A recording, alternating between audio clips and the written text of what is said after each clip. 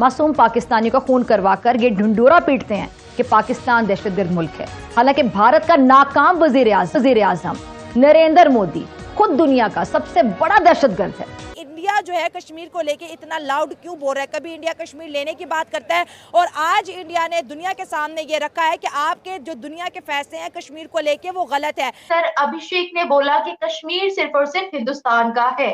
Sir, आपने ऐसा क्यों बोला? क्या भारत पाकिस्तान पर हमला कर सकता है? क्या वो ऐसा सोच रहा है? क्या हालात ऐसे आगे बन सकते हैं? क्या पाकिस्तान इसके लिए तैयार है? पाकिस्तान की आर्मी तो मुसलमान तो क्या इंसान भी नहीं है भाई। इनको तो इंसान भी बोलना इंसानियत की तौहीन है।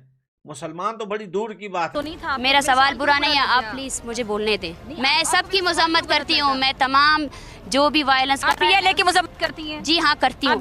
क्या आप बलोच जिनोसाइड की मजम्मत करती हैं? क्या आप इन माओ के प्यारों की जो आपने उठाए उनकी मजम्मत करिए? मैं मजम्मत करती हूँ, आप मजम्मत करते हैं? मैं मजम्मत करती हूँ बीएलए की, आप क्या अपने स्टेट की मजम्मत करती है? आप मेरे सवाल बोले आप देखें कि पाकिस्तान में एक के बाद जो एक है कई हमले देखने को मिले हैं और हम ये कह रहे हैं कि इसके पीछे तमाम तर जो है वो काम जो है वो इंडिया का है। इंडिया और अफगानिस्तान मिलकर जो है वो बीएलए को जो है ट्रेंड भी कर रहे हैं और उनको फंडिंग भी कर रहे हैं।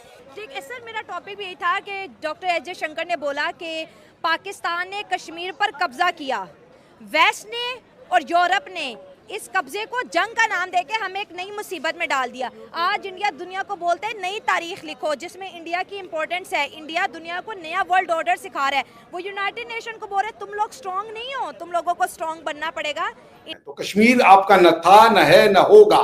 आप किसी भी इंटरनेशनल फोरम, जुडिशियल फोरम में, आर्बिट्रेशन फोरम में आप आइए, मैं डिस्कस डिबेट करने के लिए तैयार हूं। आप औरंगजेब को कह रहे हैं कि वो अच्छा आदमी था। संभाजी महाराज को, छत्रपति संभाजी महाराज को 40 दिन तक उस आदमी ने उनकी खाल खींच ली थी। उसमें आंखों में वो सरिया गुदेड़ दिया था। जिन सिखों के गुरुद्वारे की बात कर रहे हैं, उनके गुरु तेग बहादुर को उसने खड़े तेल में खौला दिया था। सबको कह रहा था इस्लाम चेंज करो, जजिया लगा दिया था। वो आपके लिए अच्छा आदमी है तो फिर आप भाई शिद्दत पसंद है फिर हमारे लिए? तो औरंगजेब की, भाई हिटलर की कोई भी निशानी कैसे हो सकती है जर्मनी में, पोलैंड में या यहूदियों के बीच में? औरंगजेब आपके लिए रहमतुल्लाह अलैह होगा, हमारे लिए वो एक जिहादी था। It's simple as that. He was a man, जिहादी मैन। इससे ज्यादा हमारी नजर में उसकी कोई वैल्यू है? अगर आप किसी रिलीजन को प्यार करते भी हो तो उस रिलीजन के लिए आप लोगों की खालें उछलवा दोगे, उनको जिंदा उबलवा दोगे कि मेरा रिलीजन स्वीकार करो, नहीं तो हम तुम्हें जिंदा गाड़ देंगे। हम क्या नाम है, गुरु गोविंद सिंह जी के 2 बच्चों को, छोटे बच्चों को जिंदा चुनवा दिया उस आदमी ने, जिंदा चुनवा दिया। उस आदमी को आप अपना हीरो कह रहे हैं तो आप कहते रहिए, फिर मैं शिद्दत पसंद हूं। मैं नहीं चाहता कि औरंगजेब की कोई निशानी भारत में रहे। Baloch Liberation Army, Baloch Republican Army, Baloch Liberation Front, Baloch Republican Guard जैसी जो दहशतगर्द तंजीमें हैं, उनकी बाकायदा माली, तंजीमी, तरबियती मदद कर रहे हैं, फंडिंग कर रहे हैं। और दहशतगर्द नरेंद्र मोदी की दहशतगर्द तंजीम रॉ अपने मजमूम मकासद के लिए तालीम याफ्ता और गैर तालीम याफ्ता बलोच खवातीन तक को खुद कुछ बमबार बनाने से भी दरेग नहीं करती।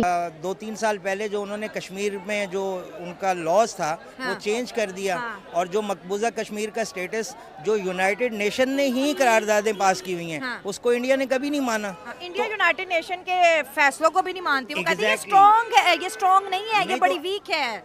देखिए, इसके दो पहलू है ना।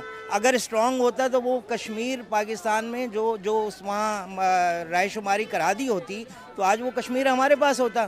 तो ये तो वो प्रेशर बिल्ड कर रहे हैं। अब वो जाहिर है एक नेक्सस बनता जा रहा है। हमारी थोड़ी सी, मेरा ख्याल है पाकिस्तानी गवर्नमेंट की इसमें पॉलिसीज़ कमज़ोर हैं। अगर हम स्ट्रॉन्ग डिप्लोमेसी कर रहे होते तो उन्हें ये बयान देने की हिम्मत ना होती और उसका रिबटल किया जाता।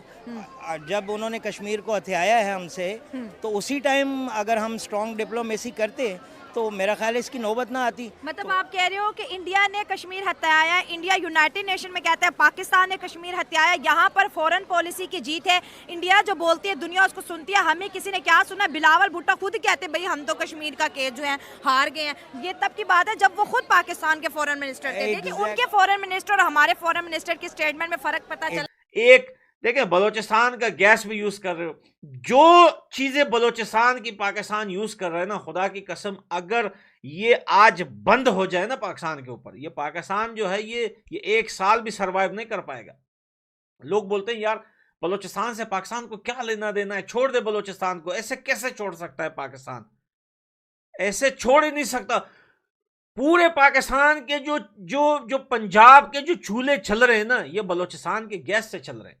ये बलोचिस्तान का गैस आज खट गया ना, तो बलोचिस्तान की अम्मा जो है उसका भी जो है वो पूरा जिस्म खाला होके वो आग को फूक फूक के रोटी पकाएगी, जिसे बलोचिस्तान वाले पका रहे हैं।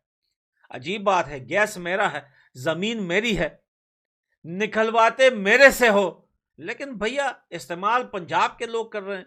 मेरी माँ बैठी हुई है काले अंधेरे में, आग और लकड़ी को जलाकर फूक के रोटी पकाती है, और तुम्हारी अम्मा जो है गैस के चूल्हे के साथ और साथ में टिकटॉक भी बना रही है। ये तो जुल्म है ना यार। पंजाबी अम्मा जो है अंठी टाइट कपड़े पहन के रोटी जो है वो गैस पे पकाती है, जो बलोचिस्तान का है। बलोचिस्तान की जो मजबूर अम्मा है वो बैठ के सर्दी और गर्मी में लकड़ियों से आग लगाकर उसके ऊपर रोटी पकाती है। कहाँ का इंसाफ है? तुम कहाँ के मुसलमान हो? पाकिस्तान की आर्मी तो मुसलमान तो क्या इंसान भी नहीं है भाई। इनको तो इंसान भी बोलना इंसानियत की तौहीन है।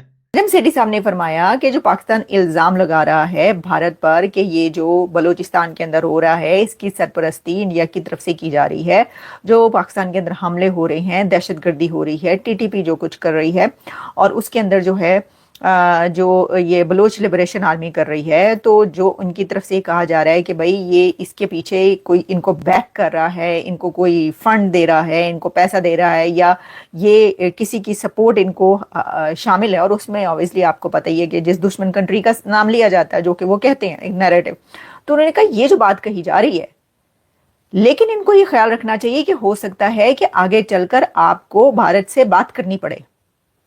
हो सकता है कि आगे चलकर अगले कुछ, ये उनका कैटेगोरिकली नजम सेठी साहब ने फरमाया 2-3 बार, उन्होंने कहा कि हो सकता है कि आगे चलकर अभी अगले कुछ दिनों में या सालों में हालात ऐसे हो जाएं कि आपको भारत के साथ रिलेशंस बनाने पड़े और आपकी जरूरत बन जाए, हालात का तकाजा ये हो, वक्त की जरूरत ये हो कि आपको ये करना पड़े, तो फिर आप क्या करेंगे? अभी आप उनके ऊपर इल्जाम लगा रहे हैं।